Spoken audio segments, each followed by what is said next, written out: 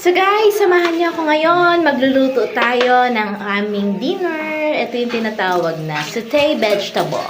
Okay?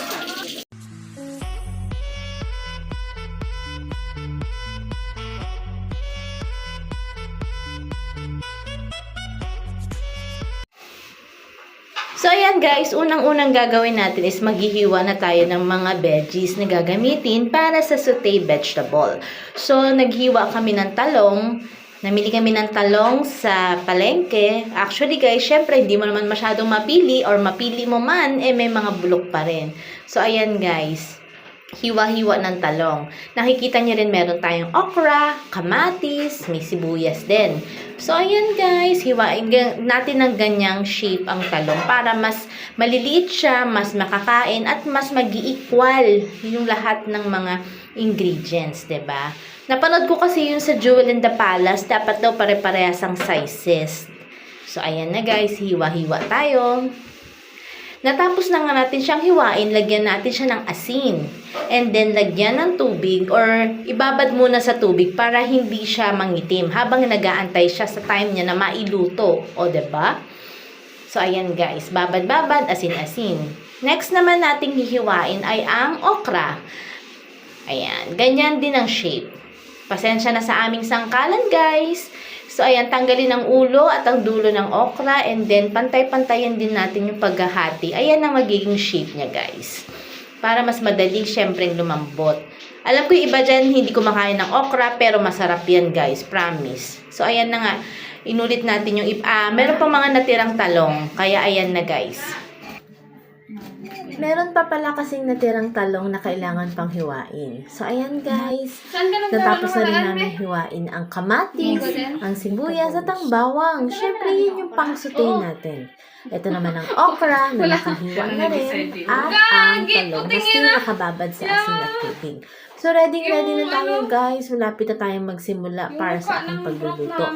Alam niyo pa guys, dati hindi ako marunong magluto. Pero dahil nga ako ay tumira independently sa ibang lugar, sa ibang bansa, kinailangan ko talagang matuto. Dati kasi hindi ko talaga alam ni magbukas ng tangke o magsaing, hindi talaga ako marunong. So ngayon guys, samahan niyo ako. At ito na nga guys, nilagay ko na ang ating kawali sa ating gasol. Yan, naglalagay na rin ako ng mantika guys. Promise guys, dati hindi talaga ako marunong magluto. Sure na sure ako nun. Ang alam ko lang gawin is maglaga ng itlog, magprito ng hotdog, ng mga frozen goods, yun. Mga ham, mga meatloaf, spam, yun lang ang kaya ko. Pero ngayon guys, kaya ko na mag-sauté, oh. Kita nyo naman. So ayan guys, binuksan ko yung exhaust fan para yung hangin, hindi talaga maipon doon. So ayan guys, prito-prito. Sauté-sauté ng bawang. Siyempre, maggigisa tayo ng bawang, sibuyas, kasunod na dyan. Siyempre, maya-maya, paibahin muna natin ang kulay. Gawin muna nating brown. So, ayan, susunod naman na ang kamatis niyan. Diba? Siyempre, kailangan muna nating anuhin mabuti. So, sabi nga nila guys, kapag daw mabango ang sibuyas at ang bawang habang ginigisa, magugustuhan ka ng iyong magiging biyanan. O, diba? May mga ganung factor.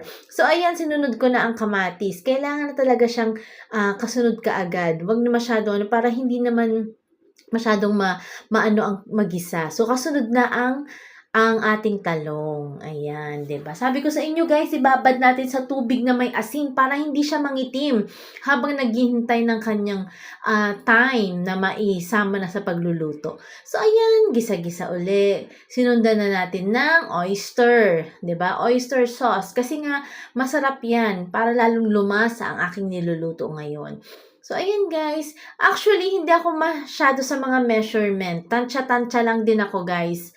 At yan, nilagyan natin ng magic sarap. Siyempre, kailangan naman talaga natin ng pampasarap.